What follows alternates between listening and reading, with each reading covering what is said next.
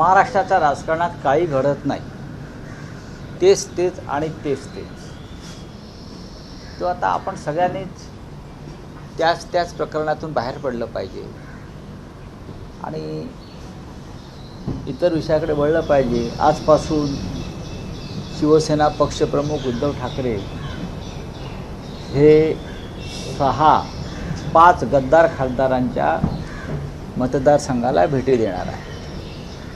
ईशान्य मुंबईत ते येऊन गेले, पुन्हा एकदा येणार आहेत. पण आज ते नागपूरला उतरतील, तिथून यवतमाळला आम्ही रात्री जाऊ. यवतमाळनंतर मग आम्ही हिंगोली, परभणी, धाराशिव आणि मग शिर्डी 29 तारखेला अशा कार्यकर्त्यांच्या बैठका आणि मेळाव्या आहेत. ही अत्यंत म्हणजे ज्याला तुम्ही म्हणाल की 3 दिवसामध्ये आम्ही हे 5 मतदारसंघ करणार आहोत आणि त्यानंतर संपूर्ण महाराष्ट्रात जाऊ. शिवसेनेचे कार्यकर्ते आणि मतदार हा जागेवरच आहे. 5-6 लोक जर कोणी गेले असतील तर त्यांच्या पुरतं. आता या भागात तुम्ही आहात, एकही शिवसैनिक गेला नाही. मला दाखवावं की एक शिवसैनिक गेला. यवतमाळ एकही शिवसैनिक गेला नाही.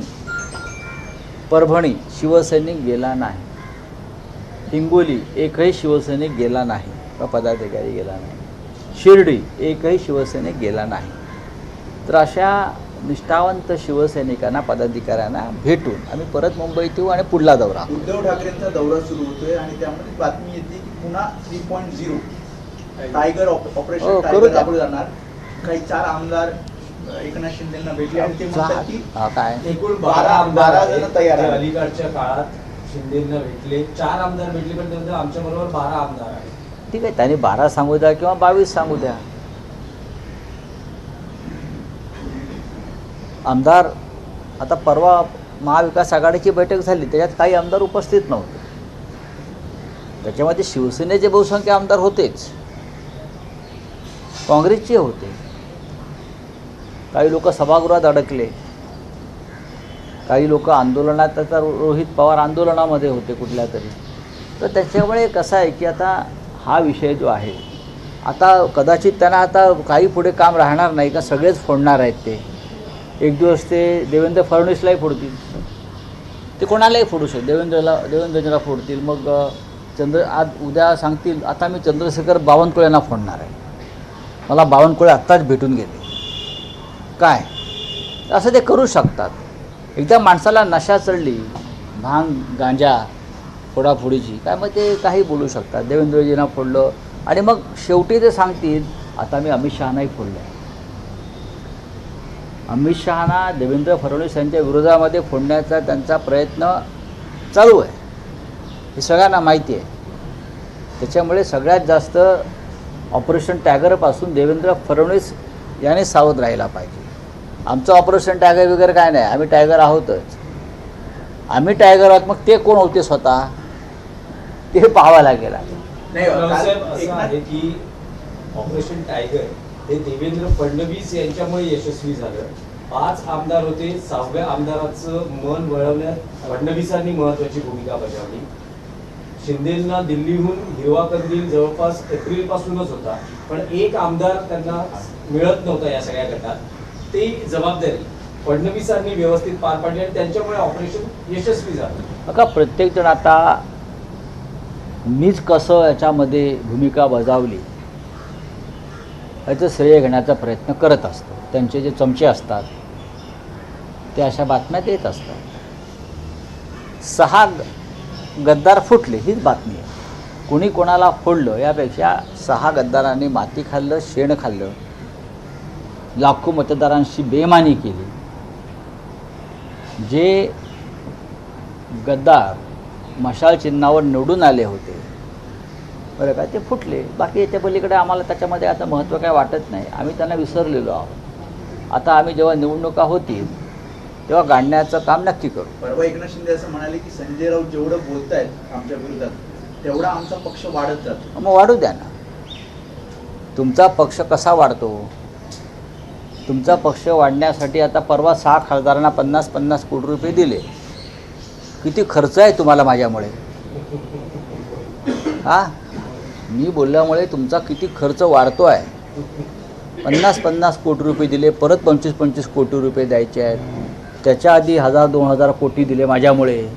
बरं का, माझ्यामुळे तुमचा खिस्सा फाटतो आहे. ही चांगली गोष्ट आहे ना. संजय दिना पाटलांनी काल दिलगिरी व्यक्त केली. मात्र मला दिलगिरी व्यक्त करत असताना सुद्धा त्यांनी पत्रकारांनी जे काही प्रश्न मला विचारले त्याच्यामुळं मी हे सगळं बोललो असं ते म्हणाले. ते मला माहीत नाही. आमच्यासाठी तो विषय संपला आहे. बघा, तो संत महात्म्यांचा पक्ष आहे. तो जो पक्ष आहे एकनाथ शिंदे गटाचा, हे सगळे संत महात्मे वगैरे आहेत. ते राम मंदिर वगैरे याच्यामध्ये त्यांचा सहभाग आहे. त्याच्यामुळे 2000 कोटीची चोरी तिकडे झाली. बरोबर आहे, हे सगळे त्यातलेच ना. त्या 2000 कोटीतले काही पैसे खासदारांना विकत घेण्यासाठी आले का? दानपत्रातले, दानपेटीतले. आता याचा तपास करावा लागेल. मग 2000 कोटी गेले कुठे? सोडून द्या आता. हे संत महात्मे यांच्याकडे पुष्पक विमानं आहेत. मग पुष्पक विमानात खासदारांना बसून ते वैकुंठाला घेऊन जातात. तुम्ही ते फोटो पहा. एक खासदार असे आहेत त्याच्यामध्ये त्या विमानात बसलेले की ते खासदार कधी कोणाच्या घरी पाणी पित नाही. एक खासदार स्वतःला वारकरी संप्रदायाचे फार मोठे पाईप, ते कोणाच्या घरी गेले तरी साधं पाणी पित नाही. कारण त्यांच्या घरामध्ये नॉनव्हेज शिजत असावं, ते हॉटेलमध्ये पाणी पित नाहीत. पण त्या दिवशी त्या विमानामध्ये त्यांच्या टेबलावरती ग्लासात रंगीत पाणी होतं. तुम्ही पहा, रहस्यमय रंगीत पाणी आहे. आणि ते आहे की नाही तुम्ही पहा. त्याला तुमच्या भाषेत काय म्हणतात? काय वेगळं नाव आहे. हां, ते रंगीत पाणी आहे. आता मी त्या पाण्यावर संशय घेत नाही रंगीत पाण्यावरती, पण त्या चार्टर फ्लाईटमध्ये व्हेज नॉनव्हेज सगळं एकत्रच असतं. म्हणजे 50 कोटी माणसाचे जीवन कसं बदलतं. एखाद्या वारकरी संप्रदायातल्या या मानणाऱ्या या खासदाराचं. म्हणजे मी अनेक वर्ष बघतोय तो कोणाच्या घरी माणूस पाणी पित नाही. पार्टीच्या कार्यालयात आला तरी पाणी पित नाही. कदाचित त्याला नॉनव्हेजचा हात लागला असेल. पण त्या विमानामध्ये तुम्ही पहा, असे मस्त तरंगत बसलेले आहेत. समोर ग्लास आहे, ग्लासामध्ये रंगीत पाणी आहे. कोकोकोला असेल, पण ते एकदा कोकोकोलाही प्यायला नकार देत होते. हे चालत नाही आमच्या पंथामध्ये. पण 50 कोटीनं किती माणसाचं जीवन बदलतं हे मला त्या दिवशी दिसलं. दानपेटीतल्या पैशांचा वापर खासदार फोडण्यासाठी केला जातो असं तुम्ही म्हणता? नाही, हे पैसे आले कुठे, गेले कुठे? मग 2000 कोटीपेक्षा जास्त पैशाचा पहार श्रीराम मंदिराच्या दानपेटीत आणि देणगीतून झाला. मग हे पैसे गेले कुठे? हे पैसे राजकारणामध्ये 100% आलेले आहेत. निवडणुकात आलेले आहेत. आमदार खासदार फोडण्यासाठी 2000 कोटी हा प्राथमिक आकडा आहे. हा आकडा जास्त असू शकतो असं SITचं म्हणणं आहे. जी SIT स्थापन झाली आहे त्या SITचं म्हणणं आहे. आता दानपेटी चोरल्या याला सुद्धा ऑपरेशन टायगर नाव द्या. दानपेटी चोरीचा जो काय प्रसंग घडलेला आहे, काही कोटी हजारो कोटीचा, त्याला आपण शिंदे गटाने सांगायचं हे आमचंच ऑपरेशन आहे, आम्हीच चोरल्या पेट्या. तुम्ही म्हणता की तुम्हाला रिसिप्ट मिळाली नाही 1 किलो तर तुम्ही चांदीची? हो, नाही, आम्हाला रिसिप्ट मिळाली नाही. आम्ही 1 कोटी रुपये चेकद्वारे दिले. आम्ही पहिले आहोत. उद्धव ठाकरे आणि शिवसेना जेव्हा ट्रस्टची स्थापना झाली तेव्हा अयोध्येत आम्ही होतो. त्या क्षणी आमच्याकडून 1 कोटी रुपयाचा चेक हा श्रीराम मंदिर ट्रस्टसाठी गेला.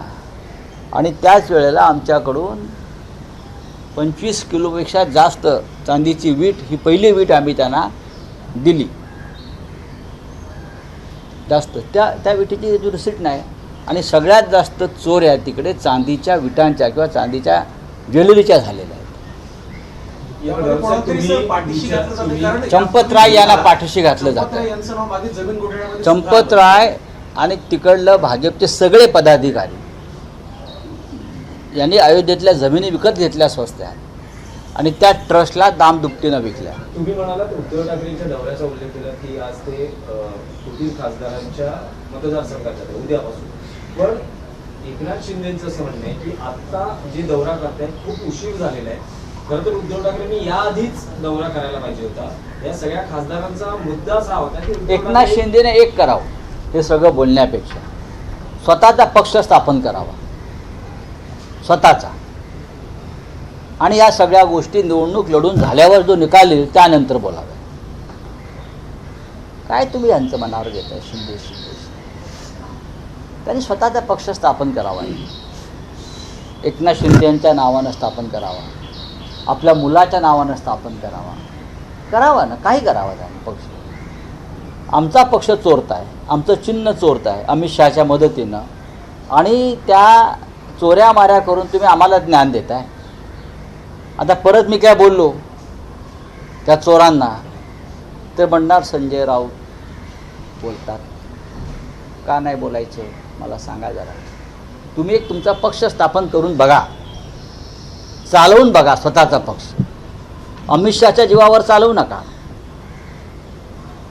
मी काय म्हणतोय, अमित शहाच्या जीवावर पक्ष चालवू नका, तुमचा स्वतःचा पक्ष चालवा. तुम्ही त्या पक्षाचे प्रमुख व्हा आणि मग सांगा जे आम्हाला तुम्ही जे ज्ञान देताय ना फुकटचं ते मग द्या. चोऱ्या माऱ्या करून लोकांचे पक्ष घ्यायचे ताब्यात, दरोडे टाकायचे, लुटमार करायची, पैसे वाटून खासदारांना विकत घ्यायचे आम्ही आणलेले. ज्या दिवशी हातात सत्ता नसेल त्यांच्या आणि ते गेलेले असतील तेव्हा ते त्याने विचार करावा आपली काय अवस्था. त्यांनी तो विचार करावा आणि त्यांची सत्ता जाणार आहे हे पण लक्षात ठेवा. सर, शेवटचा प्रश्न. खरं तर काल एकनाथ शिंदेच्या महिला आघाडीच्या वतीने शिवसेनेच्या मुंबई पोलिसांना निवेदन देण्यात आलं की तुम्ही जे विधानं करताय त्यावर कायदेशीर मी काय विधान केलं त्यांनी सांगायला पाहिजे ना.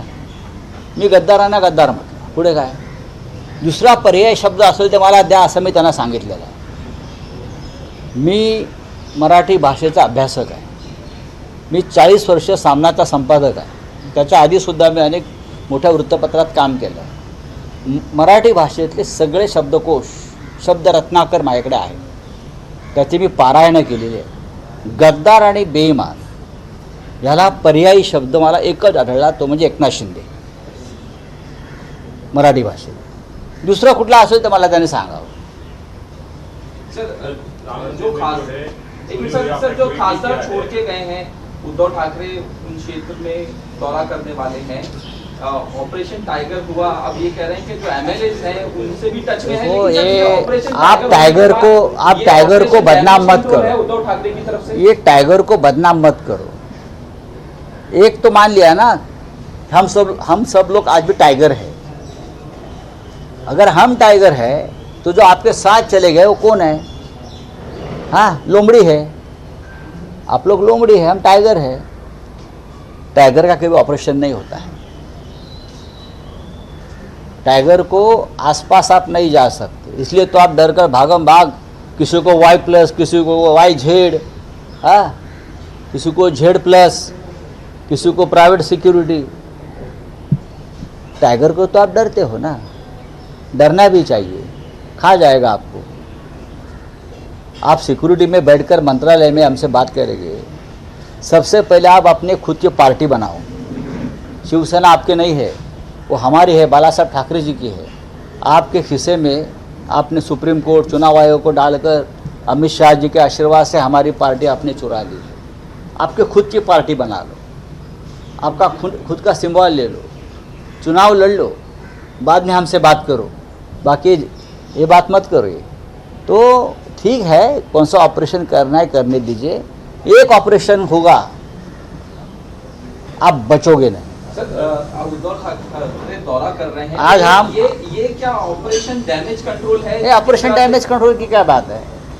गद्दार तो चले गए, अब डैमेज कर. वहाँ जो कार्य करते हैं लाखों, जो लॉयल है, निष्ठावान है, एक भी शिव सैनिक ये गद्दार सांसदों के साथ नहीं गए हैं, तो उनको मिलना हमारा कर्तव्य है, हमारी ड्यूटी. हम जा रहे हैं 5 के 5 जगह पर महाराष्ट्र में जाएंगे एक मुंबई में है, वहाँ जाकर आए हैं। Thank you very sir, much. 8 लोगों को अरेस्ट किया है जो राम मंदिर डोनेशन मामला था, FIR रजिस्टर होने के बाद। लेकिन जो मुख्य गुनहगार है वो तो बाहर है, वो आप भी उस ट्रस्ट पे काम कर रहे हैं ना। चोरी का पैसा वो आप मंदिर में चोरी करते हो, हिंदुत्ववादी लोग हैं आप, अपने आप को मानते हो। आप मंदिर की दानपेटी चुराते हो, लाखों करोड़ रुपया चुराते हो, वो पैसा राजनीति में आता है और उसी पैसे से आप सांसद विधायक खरीद लेते हो, पार्टियां तोड़ते हो।